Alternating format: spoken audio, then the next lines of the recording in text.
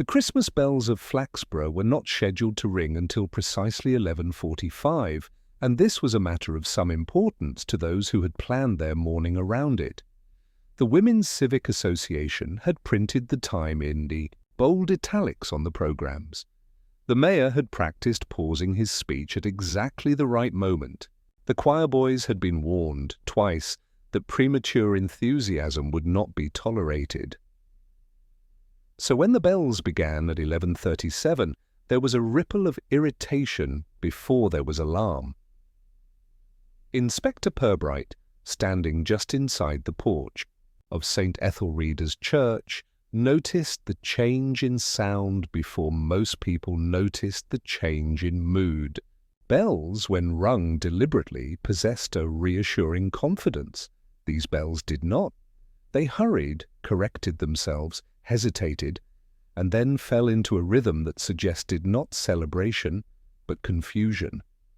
Around him, the congregation shifted. "That's early," murmured Mrs. Dalloway, who kept the church flower rota and regarded timekeeping as a moral issue. "Perhaps the clock's slow again," said Councillor Brixham, already preparing to mention it later. Purbright said nothing. He removed his gloves with care and folded them together, listening.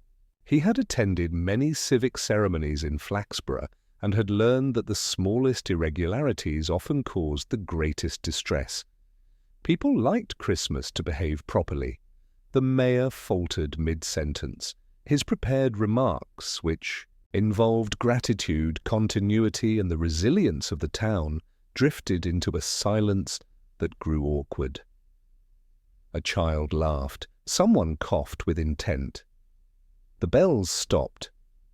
There was a pause, long enough for embarrassment to settle, and then the verger appeared from the side aisle, moving with a speed that suggested he had abandoned dignity in favour of urgency. "Ladies and gentlemen," he said, voice pitched too loudly, "if you'd remain where you are, please." This was in itself deeply suspicious. In Flaxborough, requests were usually softened by apology. Inspector Purbright watched as the verger leaned down to whisper to the mayor. The mayor's face, accustomed to public optimism, performed several expressions in quick succession and settled on something strained but responsible. "There's been," the mayor began, then stopped. "Inspector Purbright is present." This, too, was a deviation. Purbright disliked being introduced in moments of uncertainty. It suggested expectation.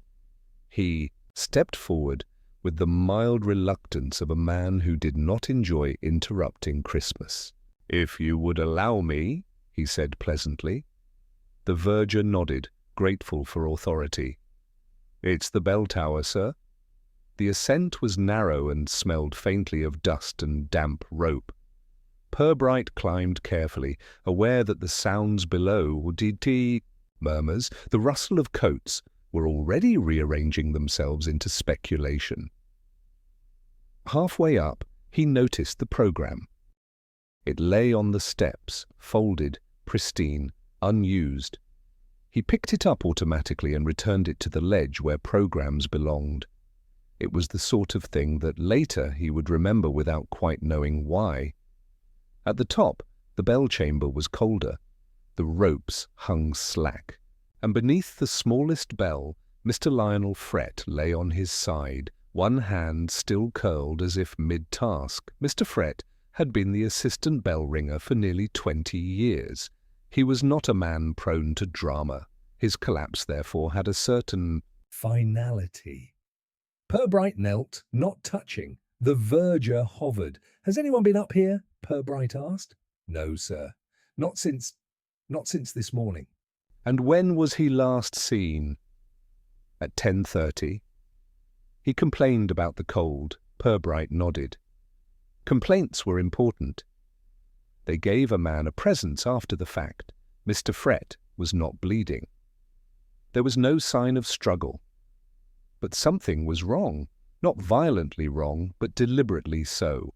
Purbright could feel it in the way the ropes were arranged, in the neatness that suggested interruption rather than accident. Down below, Flaxborough waited. By the time Purbright descended, the narrative had already begun to shift. A death at Christmas was not yet a murder. It might be illness, it might be misfortune. People preferred misfortune.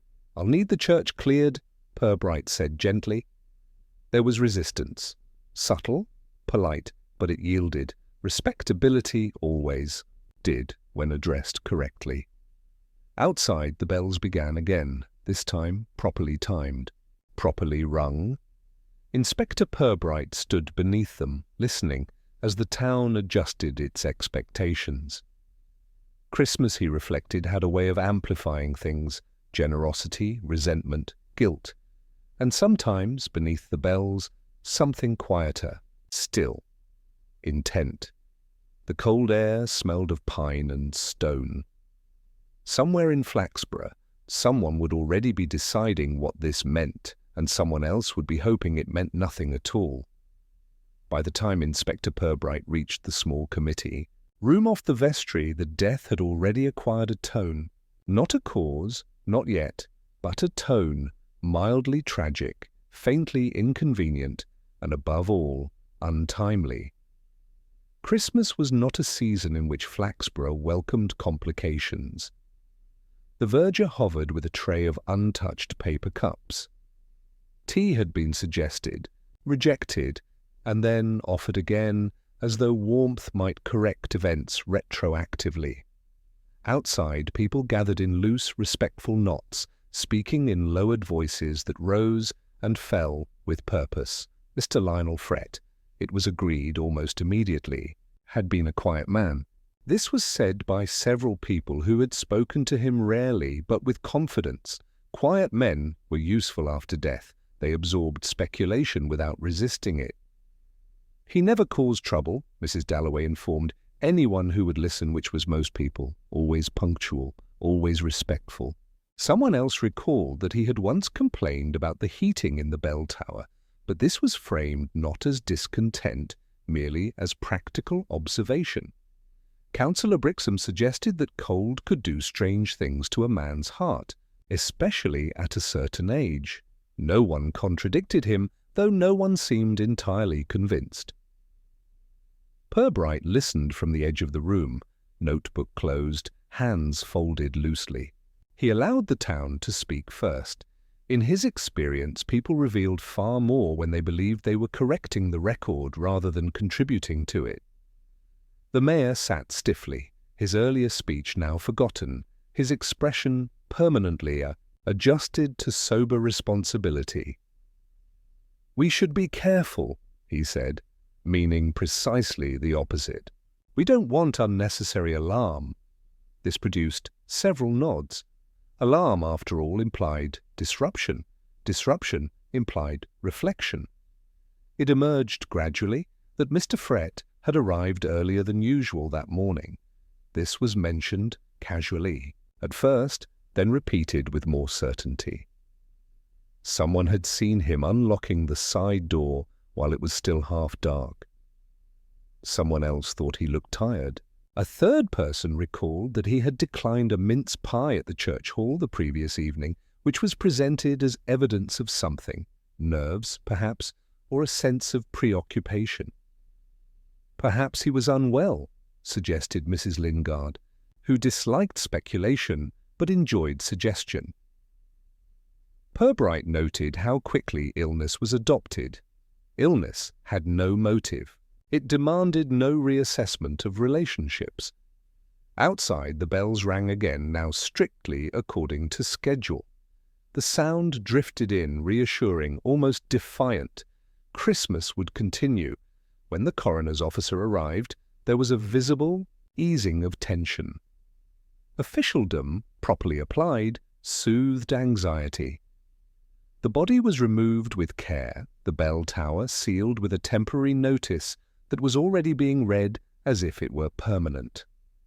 As people began to drift home, conversation sharpened. It moved away from concern and toward interpretation. "He lived alone, didn't he?" someone asked, not unkindly. "There was that business with the parish accounts," another voice added, though no one could quite remember what the business had been. A younger man, one of the choir fathers, remarked that accidents happened all the time.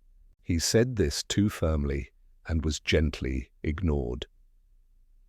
Purbright stepped outside into the cold. The market square had resumed its appearance of normality with impressive speed. Stalls reopened, wrapping paper rustled. A sense of collective permission seemed to pass through the crowd. It was acceptable to proceed. He watched as two women crossed the square together, heads inclined. Their expressions suggested mild shock, laced with satisfaction. Nothing brought people together quite like a shared disturbance that was not personally dangerous. The inspector walked slowly toward the station, greeting those he passed with a nod that invited confidence but did not request it. He heard fragments as he went.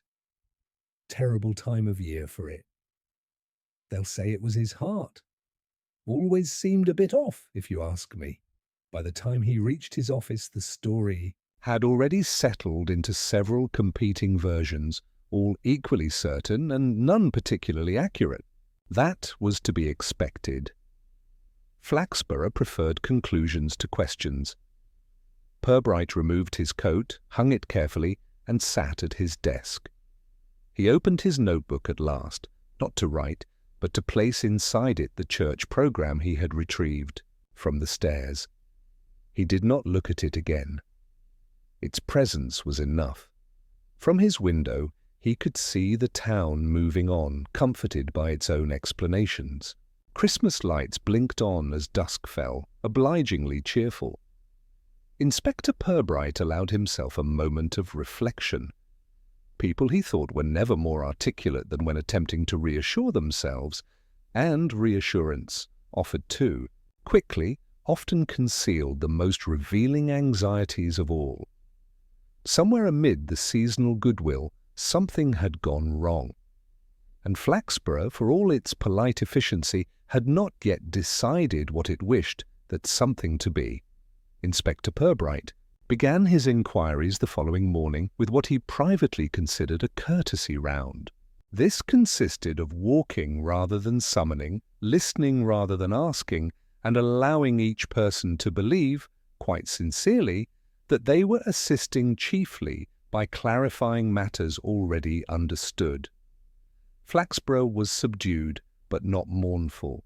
Shops opened on time. Decorations remained in place.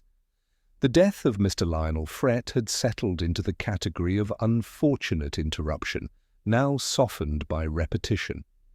People spoke of it with a practiced sympathy that permitted speculation, without guilt. Purbright first called upon Mrs. Dalloway, who received him in her front parlour with an expression suggesting she had been expecting him since breakfast. She poured tea with brisk competence and spoke before he had finished declining sugar. Of course, Lionel was devoted to the church, she said. In his way? Purbright nodded. And what way was that, Mrs. Dalloway?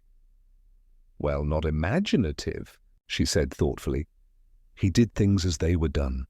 One couldn't rely on him to improvise. This was said without criticism, but with a faint emphasis that suggested limitation. She went on to describe his punctuality, his respect for order, and his tendency to avoid prolonged conversation. When Purbright asked whether she had noticed anything unusual in recent weeks, she hesitated. He did ask about the Christmas schedule, she said at last. More than once, wanted it confirmed. That struck you as odd? Only because it was already printed. Purbright thanked her and took his leave, noting not what she had said, but how satisfied she seemed to have said it. His next visit was to the bell captain, Mr. Aldous Kerr, a tall man with a careful manner and a habit of answering questions. Slightly to the left of their point? Yes, Frett arrived early, Kerr confirmed. He liked to check the ropes. Did he often ring alone? Not usually, but Christmas arrangements are flexible. Flexible, Purbright repeated mildly. Kerr smiled. Within limits. He described the bell chamber with affectionate precision, explaining how the ropes should hang, how the bells responded to weight and timing. When Purbright asked whether anything had been disturbed, Kerr frowned. Nothing obvious. Though the smallest bell, that one can be temperamental. Temperamental in what way? It responds too quickly if mishandled. Purbright made a note, thanked him, and left before the explanation could become technical. At the post office, conversation paused conspicuously when he entered, then resumed with exaggerated normality. Mrs. Lingard, sorting parcels, offered him a knowing look. "People are saying all sorts," she said, unprompted. "I expect they are," Purbright replied. "He'd no family," she added. "Makes it easier?" Easier for whom? She considered this. Everyone. Purbright spoke briefly with the choirmaster, the caretaker, and a young volunteer who had been tasked with laying out programs that morning. Each conversation yielded small variations. Mr. Frett had seemed distracted, or tired, or perfectly ordinary. He had been earlier than usual, later than expected, or exactly on time. By midday, contradictions had layered themselves neatly, each justified by certainty of tone rather than evidence. Purbright returned to his office with a sense of accumulated imbalance. He sat quietly, reviewing his notes.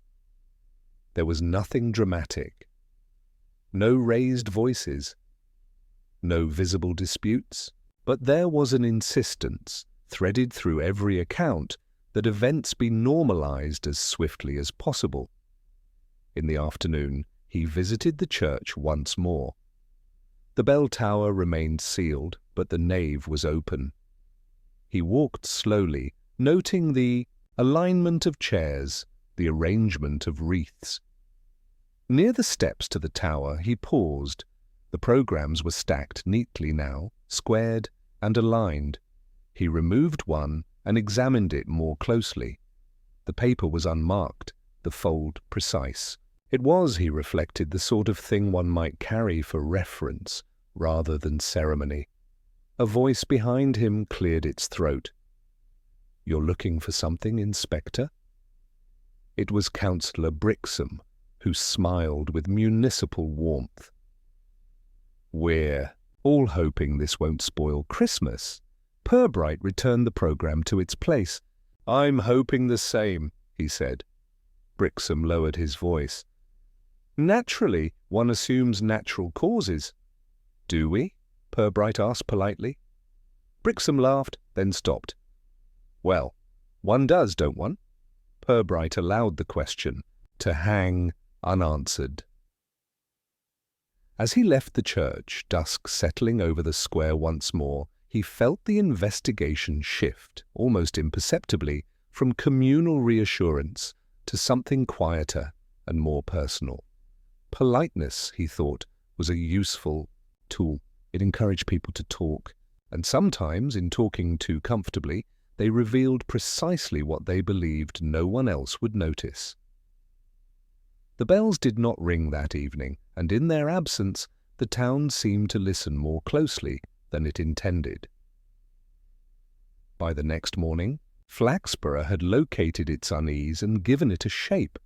This was done with admirable efficiency. A death without direction was unsettling. A death with a candidate was restorative. By breakfast, that candidate had acquired a name, a history, and a tone of faint inevitability. Mr. Ernest Pell was not present at St. Ethelreda's on the morning of the bells. This absence was not remarkable in itself, but it became so through repetition. By mid-morning, his non-attendance had hardened into significance. He was dismissed from the church years ago, someone recalled, helpfully vague. He always resented Lionel, said another, with no evidence beyond tone. He's never liked Christmas, a third offered, as though this alone were suspect. Inspector Purbright encountered the first full version of this emerging consensus at the bakery, where the queue had slowed to accommodate discussion. He waited patiently, listening as the story was refined. Pell, it seemed, had once assisted with maintenance at the church. Pell had been unreliable. Pell drank. Pell had argued with the bell captain about access to the tower. Pell lived on the edge of town, which in Flaxborough was nearly as telling as living beyond it. Purbright paid, nodded politely, and carried the information with him like an object whose weight was yet to be determined.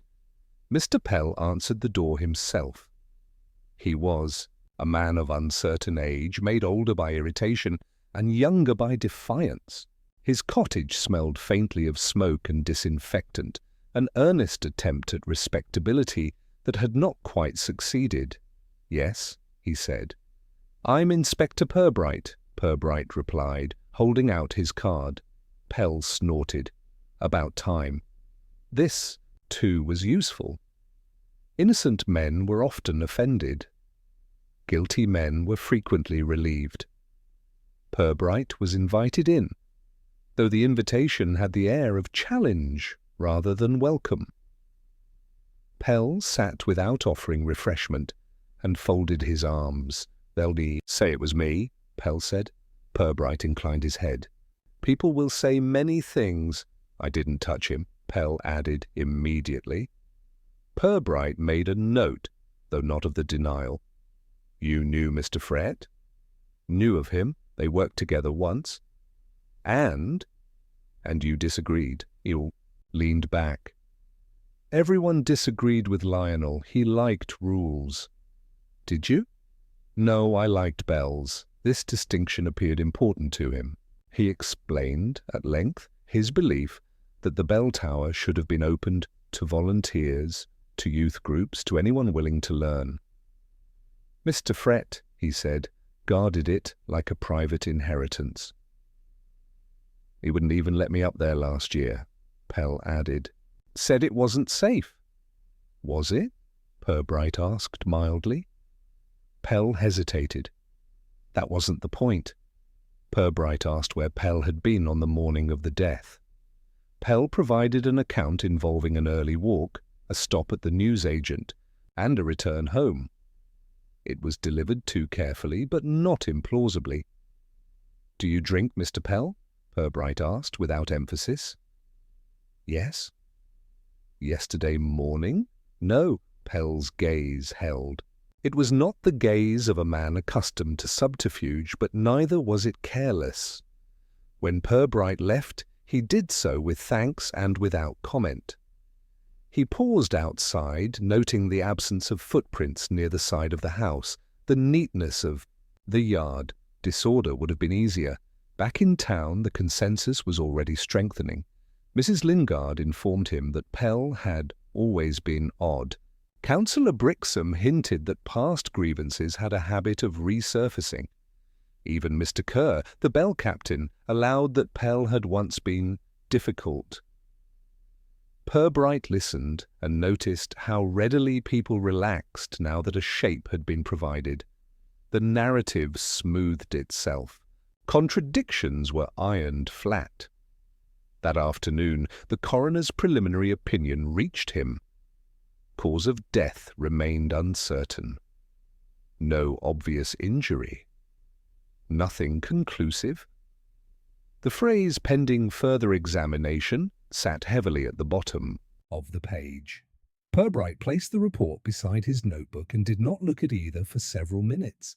Through the window, he watched the market square arrange itself into festive competence. Decorations were adjusted.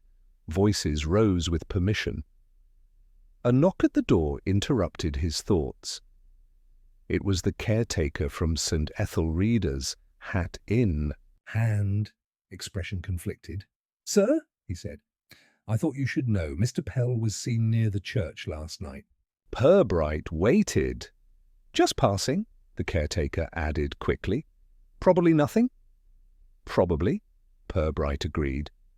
When the man had gone, Purbright wrote one word in his notebook. Not Pell's name, but a different one, underlined once. Convenient, he thought. The man everyone distrusted anyway had stepped neatly into place, and Flaxborough, reassured by familiarity, had already begun to feel that the matter was resolving itself. Inspector Purbright, however, remained unconvinced. Conclusions arrived too quickly, rarely survived their own comfort. Inspector Purbright returned to St. Ethelreda's on the third day after Mr. Frett's death, at an hour when the church was neither open nor closed, but hovering in a state of polite uncertainty. The caretaker let him in with a nod that carried relief. People preferred inspectors who did not hurry. The nave smelled faintly of polish and cold stone. Decorations remained intact, though their cheerfulness had begun to look provisional, as if awaiting confirmation.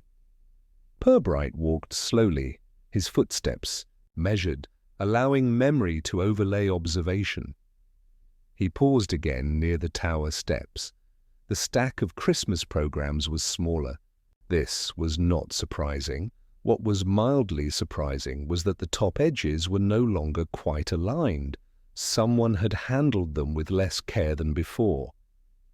He lifted the top copy and examined it.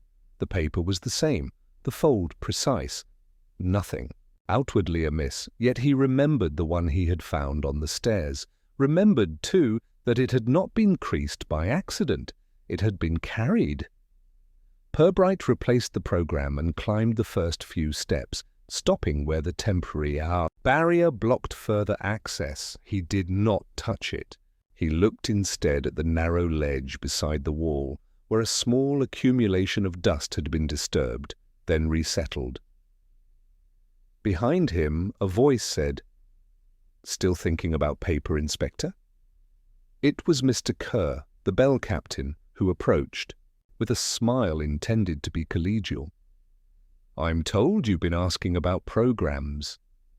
"I've been noticing them," Purbright replied. Kerr shrugged. "People take them as souvenirs, Christmas and all that." "Do they?" Purbright asked mildly. "Even unused ones?" Kerr hesitated. "Some like things tidy." Purbright nodded. "And some like them available." They stood together in silence. The bells above remained still, rapt and resting. Kerr shifted his weight. "I did mean to say," he added, "that Pell never cared for the formalities. He wouldn't have taken one." "No," Purbright agreed. "He wouldn't." Kerr glanced at him, then away. "You think it matters?" "I think it belonged to someone who wanted to know exactly what was meant to happen," Purbright said. "And when?" Kerr's smile tightened, but he said nothing further. Later that afternoon, Purbright visited the Women's Civic Association rooms, where Christmas arrangements were being adjusted with quiet intensity. Mrs. Dalloway greeted him. "With satisfaction. We've been recounting the programs," she said. "We're missing one." Purbright looked at her. "Were you?" "Well, naturally. It's all on lists." "And did anyone ask for another?" She frowned. "No, they were all laid out." Purbright thanked her and took his leave, feeling the small detail settle more firmly into place. By evening, the missing program had acquired a modest life of its own. It was discussed, dismissed, then recalled. Someone remembered seeing Mr. Frett with papers in his hand. Someone else thought Pell might have taken one earlier, to complain. Purbright listened without correction. At his desk he laid out the facts as they stood, modest and unassuming. Mr. Frett had arrived early. He had rung the bells prematurely.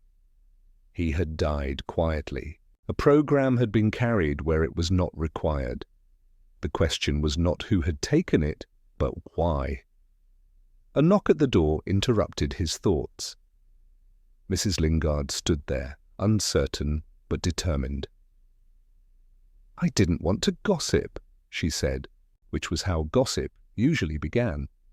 "But I remembered something." Purbright waited. On the morning of the bells, someone asked me the time. Not the date. The time. Very precisely. Who? She hesitated. Someone respectable. Purbright nodded. Respectability, he thought, was often the most carefully timed thing of all. When she had gone, he wrote again in his notebook beneath the earlier underline. Not a name, but a phrase. Wanted certainty. Outside, the bells rang for evensong, perfectly on time. The town took comfort in the sound, unaware that its reassurance rested on something small, misplaced, and quietly deliberate. The days that followed settled into a rhythm that Flaxborough found reassuring. Shops stayed open late, carol singers appeared as if on cue. Conversation returned to prices, weather, and mild seasonal inconvenience.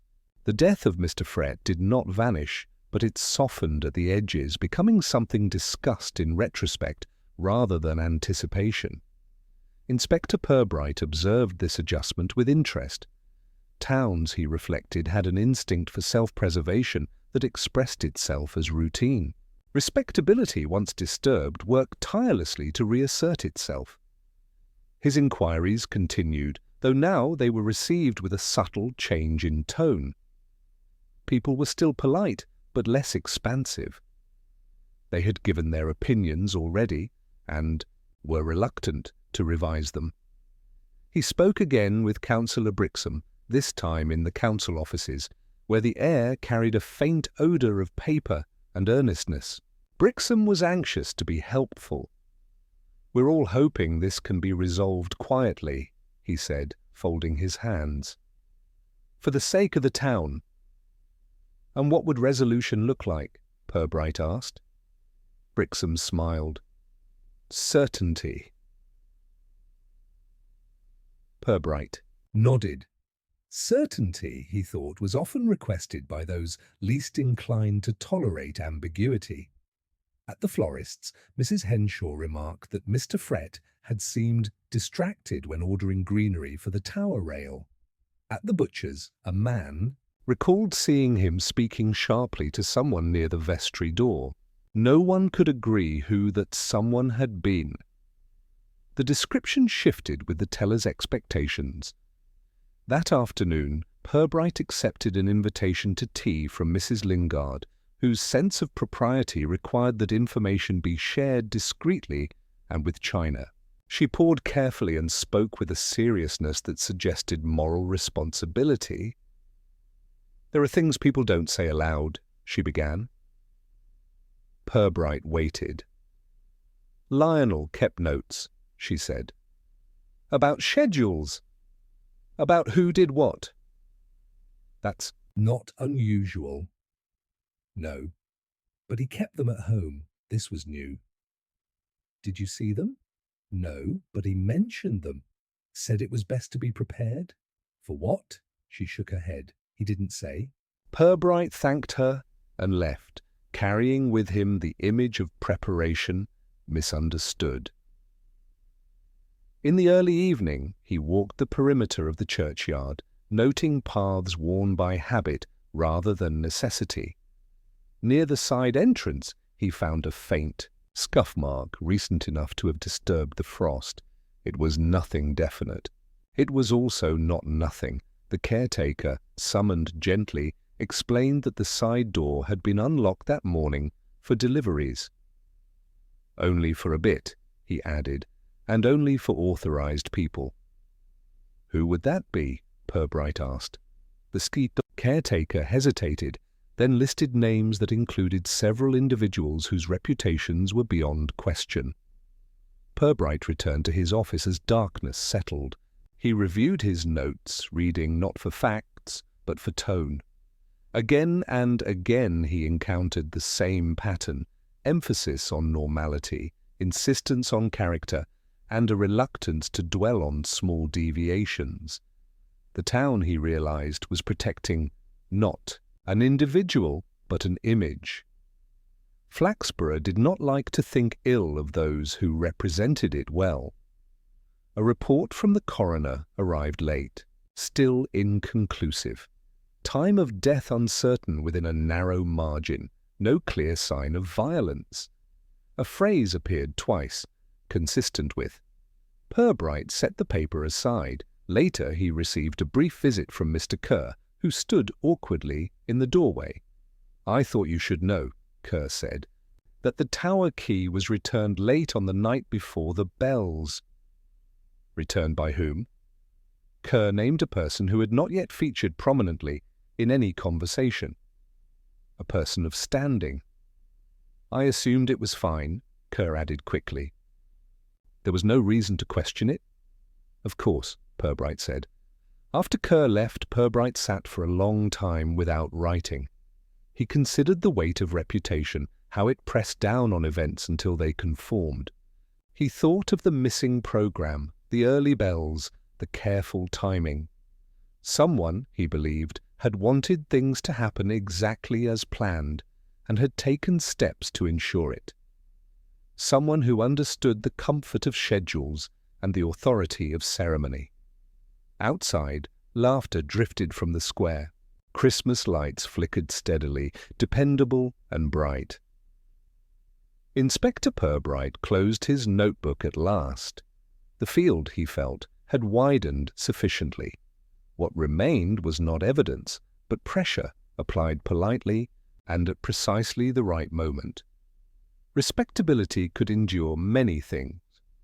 Scrutiny, however, was not one of them. The second incident announced itself without drama, which in Flaxborough was often the most disruptive way for anything to occur. Inspector Purbright learned of it shortly after noon, when a message arrived from the surgery on High Street, written in the doctor's careful hand, and delivered by a constable who looked faintly apologetic for interrupting lunch. There had been a fall, the note explained. A collapse, perhaps. No fatality, thankfully. But circumstances were unusual. Purbright read the message twice, then put on his coat. The surgery waiting room was unusually quiet. Christmas decorations drooped politely from the corners, their cheer subdued by the smell of antiseptic. Dr. Meriton met him at the door, his expression thoughtful rather than alarmed. "It's Councillor Brixham," he said. "He fainted." Purbright raised Anya eyebrow. "Did he?" "So he insists." Though he was found sitting rather than lying, which is curious. "In what context?" Purbright asked. Dr. Meriton hesitated. "He was in the church vestry." This too was curious. Brixham lay on the examination couch, looking pale but composed, his tie loosened with deliberate modesty. He smiled weakly. When Purbright entered, "Inspector," he said, "embarrassing business." "So I understand." "I must have overdone it," Brixham continued. "Seasonal strain. One wants everything to go well." Purbright nodded. "What were you doing?" In the vestry, Brixham's eyes flickered just perceptibly. "Collecting papers."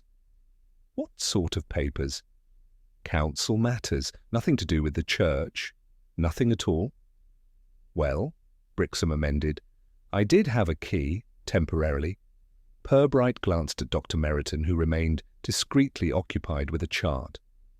"Why were you there alone?" Purbright asked. "I wasn't alone," Brixham said too quickly, then stopped. "I mean, I had been earlier." "With whom?" Brixham swallowed. "Mr. Frett, before." Silence settled, not heavy, but attentive. "You didn't mention that." "Before?" Purbright said mildly. "No reason to," Brixham replied. "It was nothing." "Was it?" Purbright asked. Brixham closed his eyes briefly. "He was difficult," he said, "always insisting on procedure." "Procedure can be reassuring," Purbright observed. Brixham did not respond. After leaving the surgery, Purbright walked directly to the church. The caretaker admitted him with visible relief, glad of purpose. The vestry was as it had been, tidy, restrained, respectable. Too respectable, perhaps. Purbright opened a drawer that had not been opened recently. Inside lay papers, neatly stacked, council correspondence, church schedules, and, folded once, a Christmas program. He did not touch it. Instead, he stood back and considered the room. A chair slightly out of alignment, a faint mark on the carpet where someone had shifted their weight abruptly. The caretaker hovered. "Is something wrong, sir?" Purbright smiled faintly. "Something happened," he said. "Whether it was wrong remains to be seen." Word of Brixham's collapse travelled quickly, acquiring significance with each retelling. By mid-afternoon, it was being spoken of in lowered tones, not as illness but as shock. Some suggested guilt, others exhaustion. The town, having settled comfortably on Pell, was reluctant to accommodate complication. Purbright visited Pell again, briefly. Pell listened to the news with open satisfaction. "See," he said, "they'll turn on him now." "Perhaps," Purbright replied. "You don't think it was me?" Pell pressed. Purbright regarded him. "I think you're enjoying the possibility that it wasn't." Pell snorted, but did not deny it. As evening approached, Purbright reviewed the sequence carefully. Mr. Frett and Councillor Brixham had met privately. A programme had been removed from circulation. The bells had rung early. Mr. Frett had died. And now, confronted with something he had not expected to find, Brixham had faltered, publicly, inconveniently. The second incident had not provided clarity. It had provided instability. At dusk, Purbright returned once more to the churchyard. The frost had deepened, preserving impressions that daylight disguised. Near the vestry door, he saw the scuff again, clearer now. Two distinct movements, one abrupt, one hesitant. He imagined the conversation that might have taken place there, polite, restrained, edged with urgency. A request, a refusal, timing discussed perhaps too openly. Behind him, footsteps approached. Mr. Kerr emerged from the shadows, hands in pockets. "People "Are talking," Kerr said. "They always are." "About Brixham, about you," Purbright smiled. "I'm rarely interesting for long." Kerr hesitated. "Lionel trusted schedules," he said. "He thought if everything was written down, nothing could go wrong." Purbright looked at him. "And do you agree?" Kerr shook his head, slowly. "People go wrong." As Purbright walked back toward the square, lights blinking on in orderly sequence, he felt the investigation tilt decisively.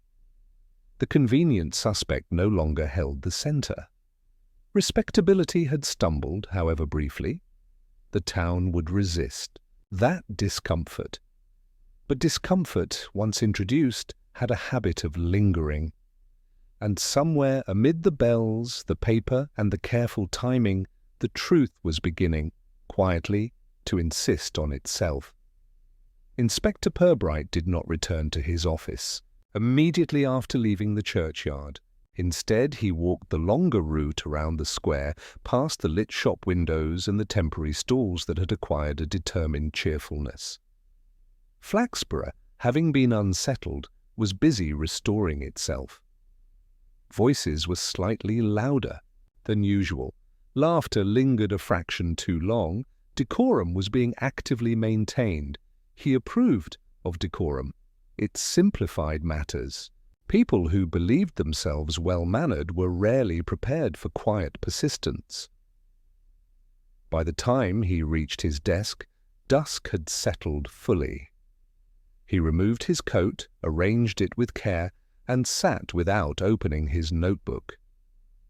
For several minutes, he did nothing at all, allowing the day to reorder itself in his mind. There had been no shouting, no threats, no obvious confrontation. Everything of consequence had been conducted politely through implication, expectation, and timing. That, he reflected, was the difficulty. Flaxborough did not commit its offences crudely, it smoothed them. Until they resembled misunderstandings, Mr. Fret had believed in schedules. He had trusted that if times were agreed upon and written down, people would behave accordingly. It was an attractive belief, particularly in a town that prided itself on orderly participation. Bells rang when they were meant to. Councillors spoke when invited. Nothing occurred without a committee, and yet the bells had rung early. Purbright opened his notebook at last. He read through his notes slowly, not in sequence but by association. Names connected not by proximity but by habit.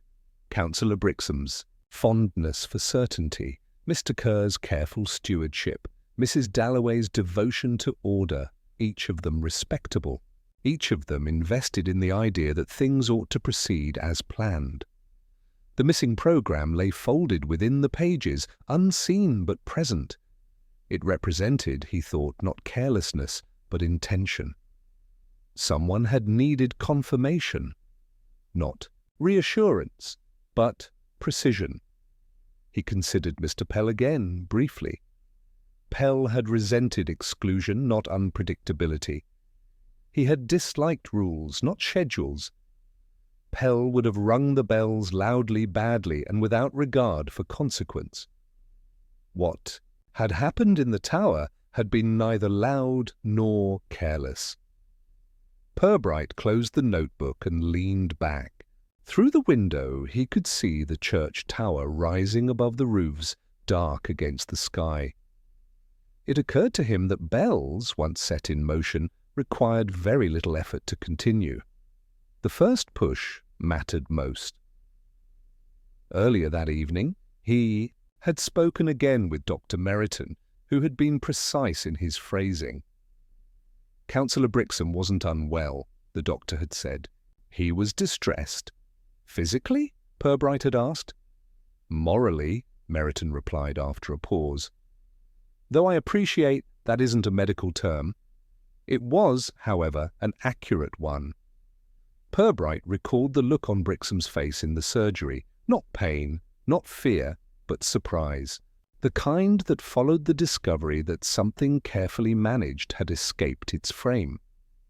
The inspector rose and crossed to the filing cabinet, withdrawing an old folder containing notes from earlier, less memorable incidents. He leafed through it idly, pausing over a case that had involved a minor breach of ceremony, nothing criminal, merely ill-timed. The resolution, he remembered, had come not from accusation, but from discomfort. People, he reflected, would endure suspicion if it remained abstract. What they disliked was personal awkwardness. That evening he attended a small gathering in the back room of the King's Arms, ostensibly social, entirely informative. He sat with a glass untouched before him, listening as conversation flowed. Around the edges of the room, someone mentioned Brixham's collapse, lowering their voice. Someone else suggested stress.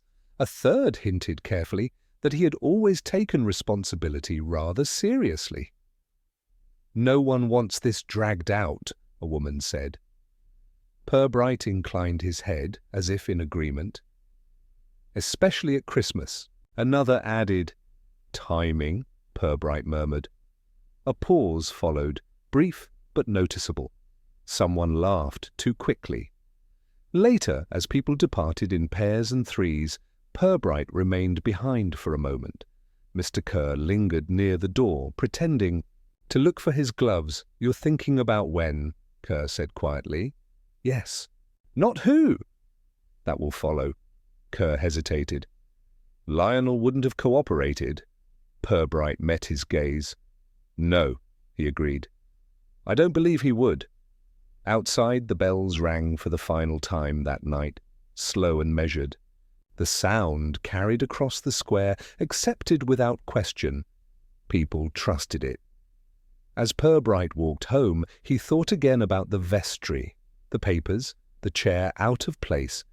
He imagined a conversation conducted in civil tones, edged with urgency, a request framed as a duty. A refusal grounded in procedure, Mr. Fret, faced with pressure he did not approve of, would have deferred briefly. He would have checked the schedule. He would have confirmed the time. And in doing so, he would have made himself inconvenient. The time Purbright reached his door, the outline had settled. Not a solution, not yet, but a test. Something small, polite, precisely timed. Tomorrow, he decided, he would ask a question in the wrong setting. Or perhaps, he corrected himself, the right one, public enough to unsettle, restrained enough to remain civil. Flaxborough valued decorum, and decorum, applied incorrectly, could be remarkably revealing. Inspector Purbright chose the moment with care, which was to say he chose it when care would be least expected. The occasion was a modest gathering, in the council chamber convened to finalize arrangements for the Christmas Eve service. It was not a meeting of consequence, merely one of reassurance. Lists were consulted, timings reviewed, responsibilities confirmed. Flaxborough liked nothing more than to rehearse its own preparedness. Purbright attended without invitation and without objection.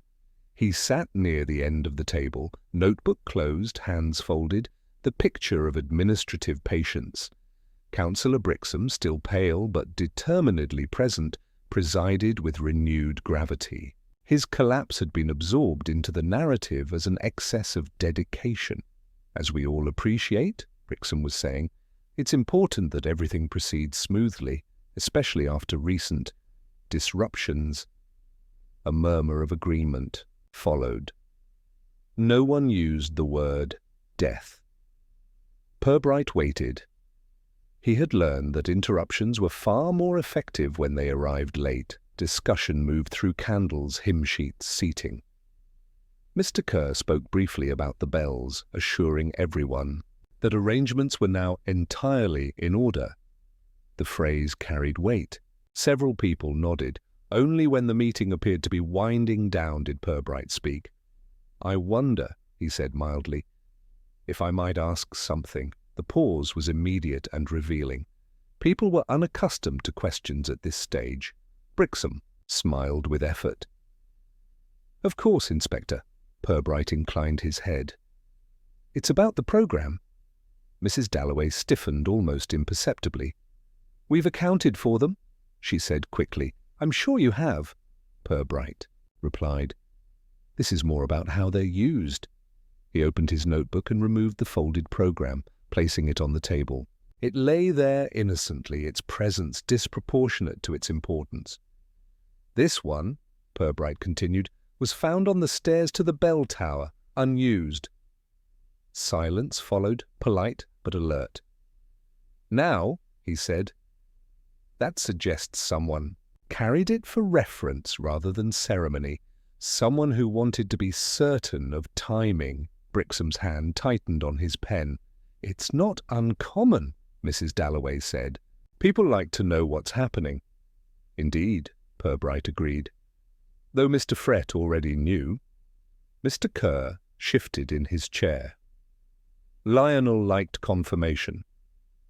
"He liked accuracy," Purbright corrected gently. "Which brings me to my question." He looked directly at Brixham. "Why was it important that the bells ring early?"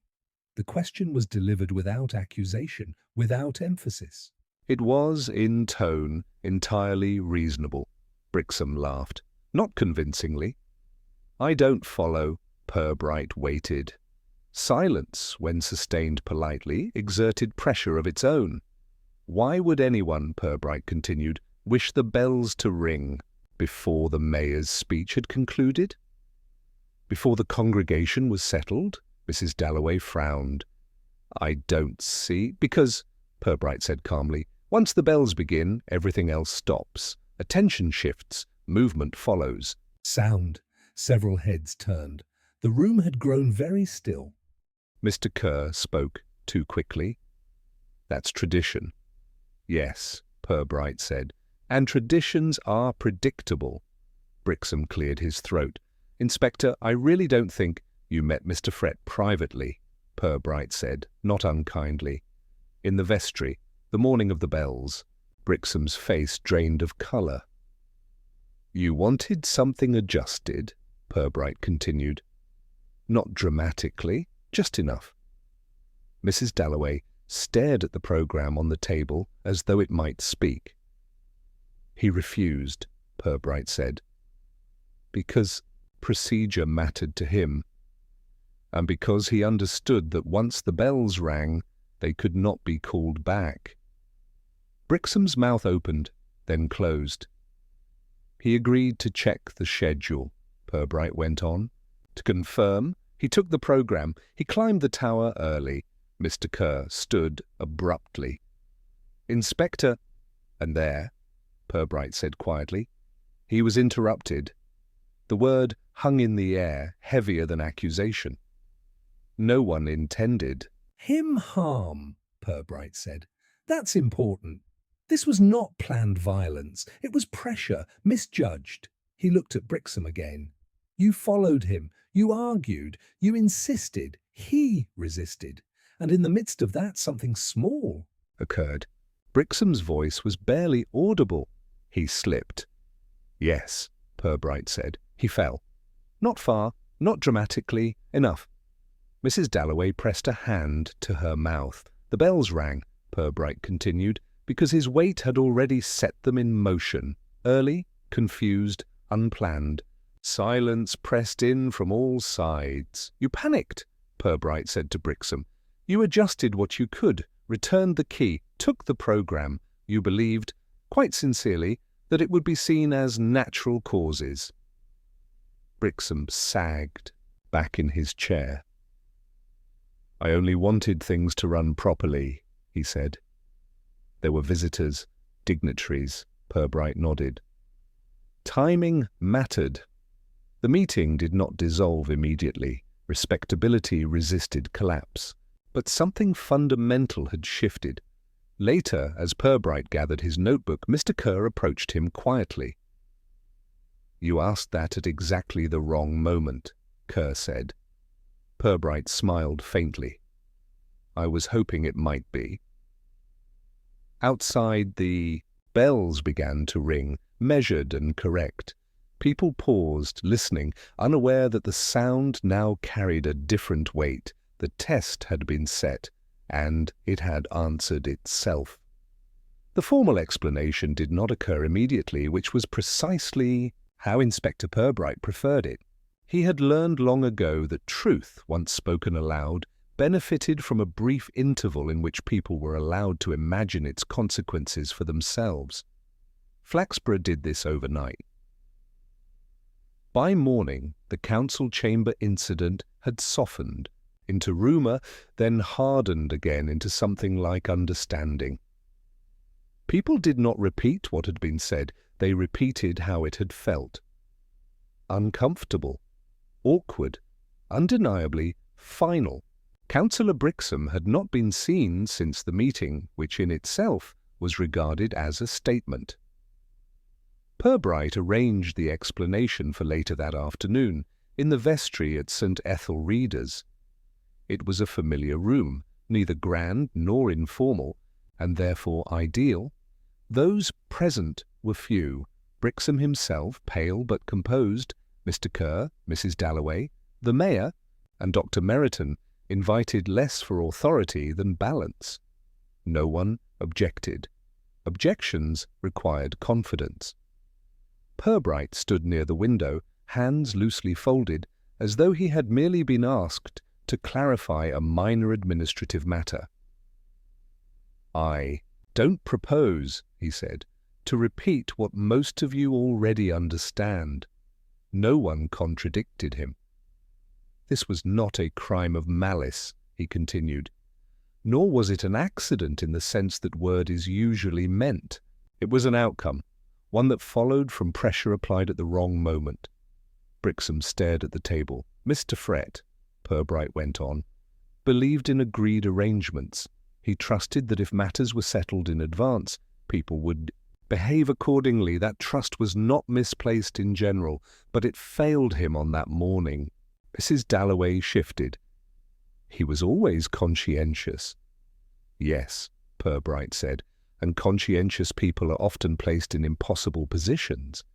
He described, without embellishment, the sequence as it had most likely occurred, the private conversation in the vestry, the request framed as necessity, the insistence that something be adjusted for the sake of order, the refusal, polite but firm, Mr. Frett's decision to check the schedule rather than argue further. He took the program, Purbright said, not as a keepsake but as confirmation. He intended to resolve the matter correctly. Mr. Kerr nodded once, sharply. The bells, Purbright continued, were already under tension. The smallest of them, in particular, responds quickly to uneven weight. When Mr. Frett reached the chamber, he did not ring them deliberately. He set them in motion inadvertently. And then, the mayor asked quietly. And then he was interrupted, Purbright replied. Not violently, not intentionally, but decisively enough. Brixham's voice was low. I followed him. I wanted him to listen. You wanted compliance, Purbright said gently. You believed you were entitled to it. Brixham closed his eyes. The argument, Purbright continued, was brief. Mr. Frett lost his footing. He fell. Not far enough to suggest drama, far enough to do damage. Dr. Meriton inclined his head. Consistent with what I observed. There was no intention to kill, Purbright said, but there was an attempt to manage consequences. He described the return of the key, the removal of the program, the reliance on natural explanation. He did so without accusation because none was required. The bells rang early, Purbright concluded, because events were already in motion. They could not be stopped without drawing attention, and attention was precisely what was to be. Avoided. Silence followed. It was not hostile. It was reflective. Mrs. Dalloway spoke at last. If he had just waited— Yes, Purbright said. Timing? Brixham looked up. I never thought— That is often the difficulty, Purbright replied. You thought only of what needed to happen, not of who might be required to make it happen. The mayor cleared his throat. What happens now? Purbright considered the question. That, he said, will depend on how the town wishes to proceed. My report will reflect what occurred, without embellishment. And you believe, the mayor said carefully, that will be sufficient? I believe, Purbright replied, that Flaxborough understands the difference between tragedy and crime. and that it will draw its own conclusions. Brixham rose slowly. I'll resign, he said. No one stopped him. It seemed unnecessary. When the others had gone, Purbright remained behind for a moment, alone with the quiet. He looked around. The vestry one last time. The orderly shelves, the carefully stacked papers, the space restored to its intended calm. Mr. Kerr lingered in the doorway. You were kind, he said. Purbright shook his head. I was precise, outside, the afternoony. Lights slanted across the square. People moved with renewed purpose. News had travelled, but it travelled softened, adjusted, acceptable. As Purbright walked back to his office, he reflected that towns did not require drama to correct themselves. They required clarity, delivered politely, and at exactly the right moment. The bells did not ring, and in their silence, Flaxborough began quietly to rearrange itself. Flaxborough did not announce its conclusions, it absorbed them. By the following morning, Councillor Brixham's resignation had been framed as an act of responsibility undertaken for personal reasons. No mention was made of bell towers, programmes, or timing. The notice in the Gazette was brief, respectful, and sufficiently vague to allow everyone to interpret it in the manner most comfortable to them. Inspector Purbright read it over tea and found nothing to amend. The town adjusted itself in small ways. Committee meetings were postponed, then rescheduled with slightly altered agendas. Responsibilities were redistributed with care, as though weight had shifted and needed balancing. People spoke of Mr. Fret more often now, recalling his reliability with a sincerity that had been absent before. At St. Ethelreda's, the bell tower was reopened quietly. Mr. Kerr supervised the first practice personally, his instructions delivered. With uncharacteristic firmness, the ropes were checked twice. The smallest bell, temperamental as ever, was handled with particular respect. The bells rang that afternoon at precisely the appointed hour. Passers-by paused, listened, and moved on. The sound no longer unsettled them. Purbright spent the day attending to paperwork. His report was concise. It contained no speculation, no emphasis, no moral commentary. Facts were arranged in a sequence that spoke for itself. He noted with mild satisfaction that accuracy required very little space. In the early afternoon, Mrs. Dalloway appeared at his door carrying a small parcel. "I thought you might want this returned," she said. Inside was the Christmas programme, the missing one. It had been found, she explained, in a vestry drawer during a thorough and entirely unrelated reorganization. Purbright accepted it and placed it in the file. "Thank you," he said. She hesitated. "We've been talking," she added, "about how we do things." "I imagine you have." "We rely rather heavily on people knowing their place," she said, almost apologetically. Purbright smiled. "Places can change," she nodded, as though acknowledging a truth that would require time to settle.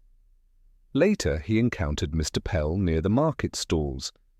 Pell looked almost cheerful. "So," Pell said, "not me after all." "Not this time," Purbright replied. Pell grunted. "Funny thing, everyone was so sure." "Certainty is attractive," Purbright said. "Still," Pell added with a glance toward the church tower, "he got what he wanted. Order." Purbright considered this. "I don't think he did," he said. "I think he got attention." Pell laughed shortly and moved on. As evening approached, the town prepared for Christmas Eve.